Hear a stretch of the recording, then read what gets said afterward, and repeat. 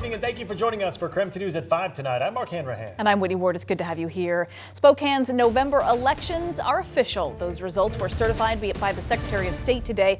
And I had a chance to talk one-on-one with Mayor-elect Lisa Brown after her big win over current Mayor Nadine Woodward. She says she already has a temporary office in City Hall, and she is ready to get to work. When did you decide that you wanted to run for mayor, and why this job?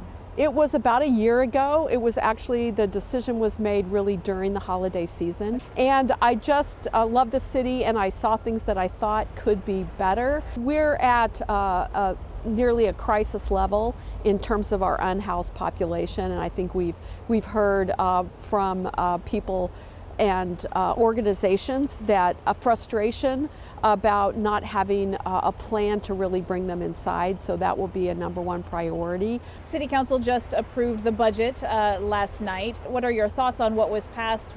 Would you have done things differently?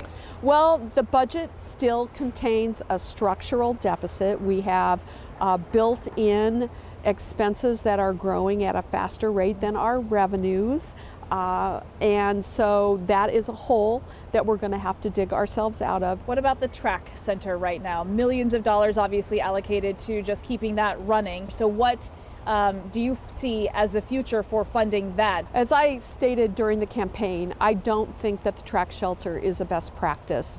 And as a facility, it is also not very adequate for really meeting the needs of the unhoused population. No matter which part of the city they live in, property crime has affected just about everyone. The current chief has said that we just need more officers on the streets. Do you think that that's something the city will be able to do financially moving forward? I think we do need to do that, and we probably need to look at current administrative functions within the department, see if there are ways to maybe create some efficiencies. I know what you've just said people want, which is more patrol officers in all parts of the city. What was your reaction when Chief Meidel said that he was going to retire? And then now what does that mean for you? Well, first of all, I want to thank him for his service. A leadership change is an opportunity to build on what's worked well, but also to get some new perspectives on what we can do better. We'll do a search, a national search with community input to determine what are the qualities we're looking for. What do you say to people who are afraid of your liberal agenda and deathly afraid of not becoming the next Seattle or Portland? Well, interestingly, I am looking at other cities. I'm looking at Eugene, where they have a homeless street outreach, street medicine team approach. I'm looking at Boise, where they've been more successful in building housing. But then it's ultimately going to be up to Spokane, and I believe we can do that. So Mayor-elect Lisa Brown will be officially sworn in on December 27th. She will begin work then on January 1st. In other news, a 2024 budget for the city of Spokane is finalized, but not without some hesitancy from council members who signed off on it last night. KREM 2's Shannon Mowdy is breaking down some of the biggest budget bullet points. Shannon?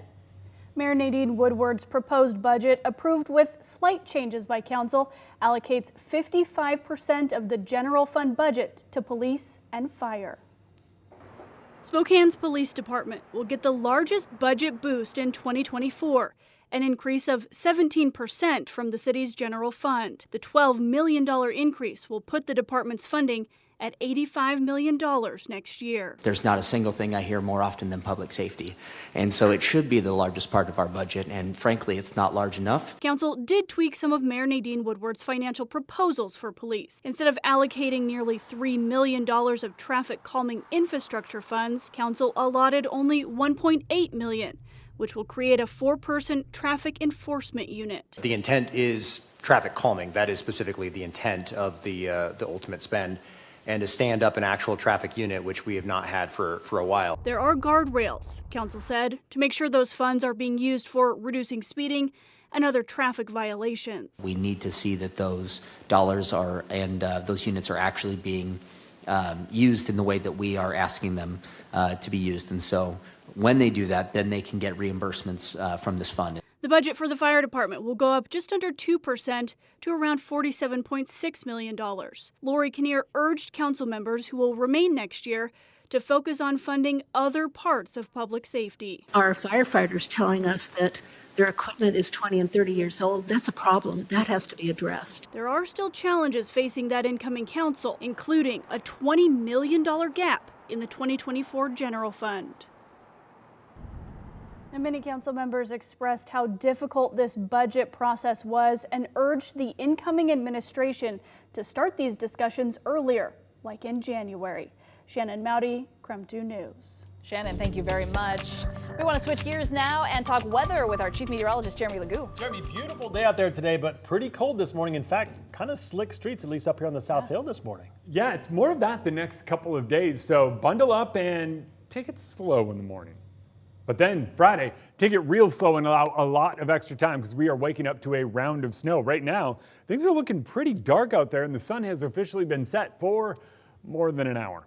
Sorry, that's just the name of the game. When it comes to our overall weather pattern, our stagnant air sticks around. So expect more patchy freezing fog. We saw some very dense stuff out near Ritzville. I actually got Daniel to send me a photo.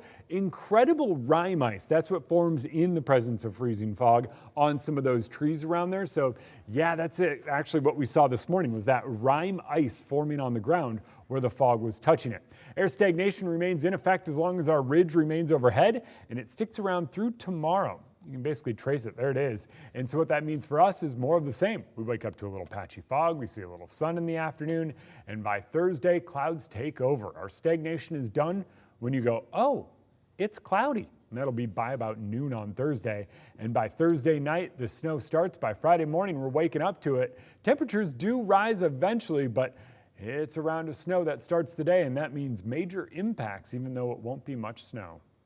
All right, sounds good, Jeremy. Thank you very much. Now we have some breaking news right now. Spokane police asking for help finding a missing 15-year-old. So take a look here at your screen. 15-year-old Bradley walked out of a care facility in northwest Spokane near SCC.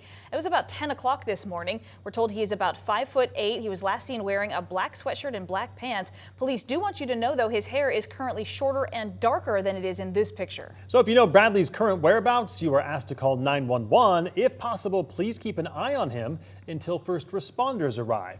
If you've seen Bradley earlier in the day but don't know his current whereabouts, you're still urged to call Crime Check at that number right there at the bottom of your screen.